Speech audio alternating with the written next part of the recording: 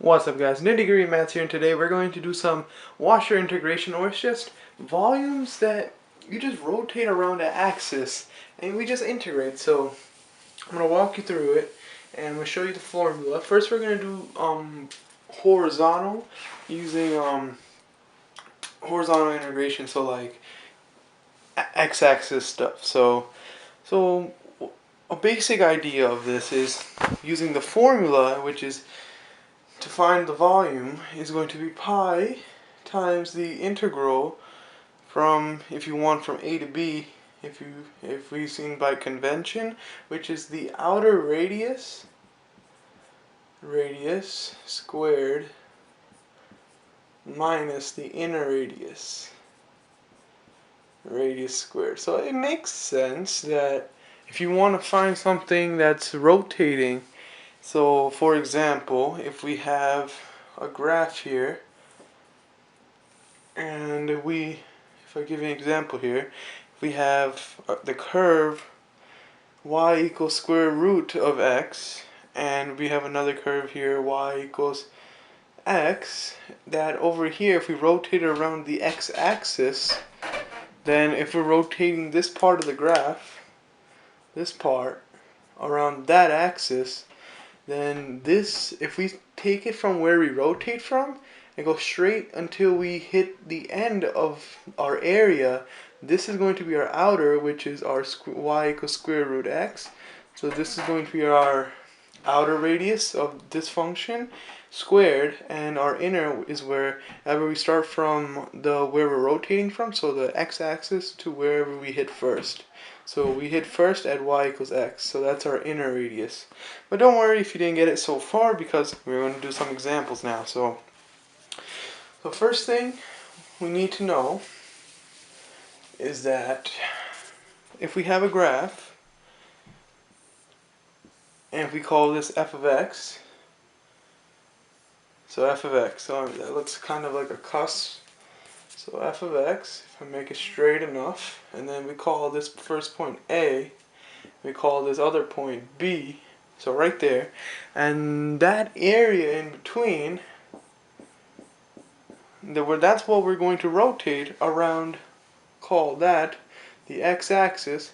And the way the symbol is for rotation, you can put it any way you want, but like that. So we're going to rotate like that around the x-axis, and so if we call this function y equals f of x, so the way you set up the integral is there's only one function here, and if we start from where we're rotating from and go straight up, that's it. So then we're just going to go from, so pi always in this integral for washers. For shells you're going to have 2 pi.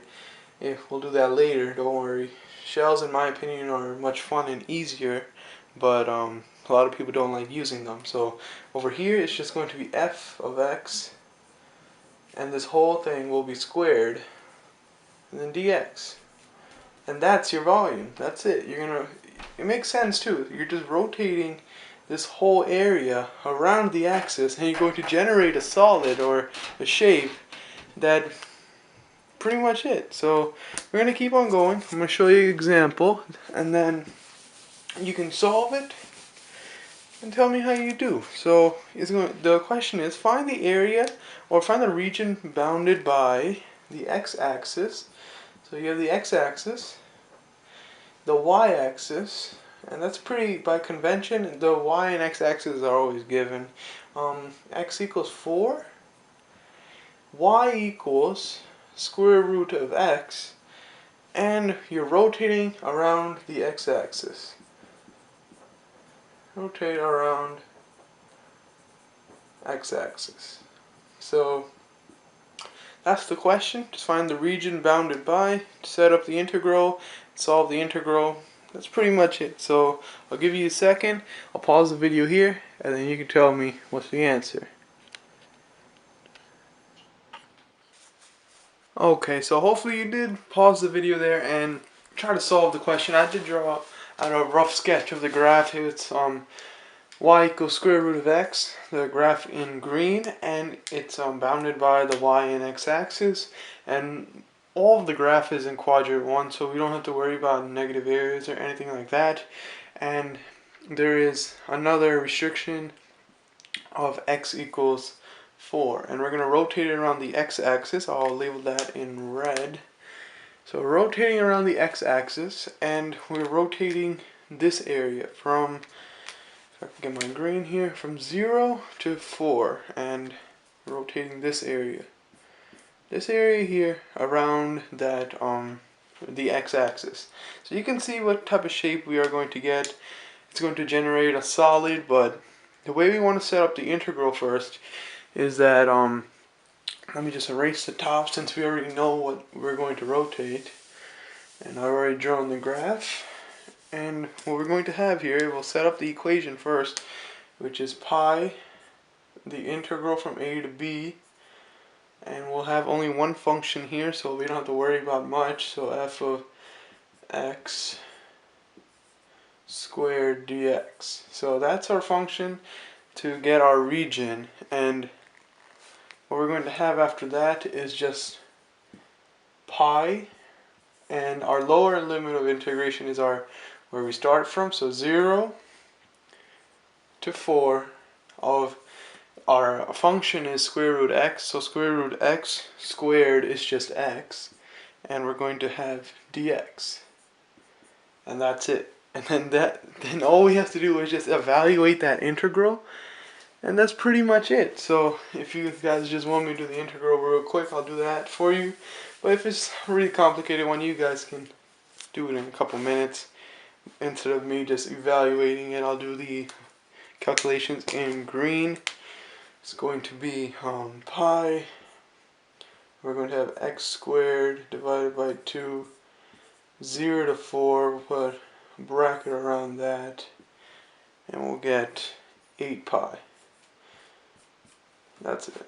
That's the region bounded between all those restrictions, and when we rotate that area around the x-axis.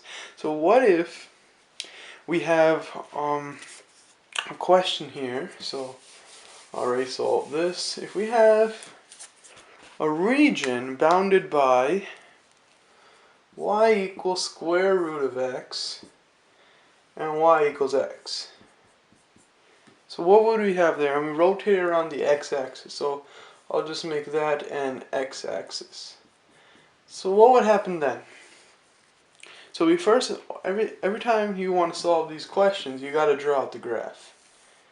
And you'll know that square root x is going to go like that.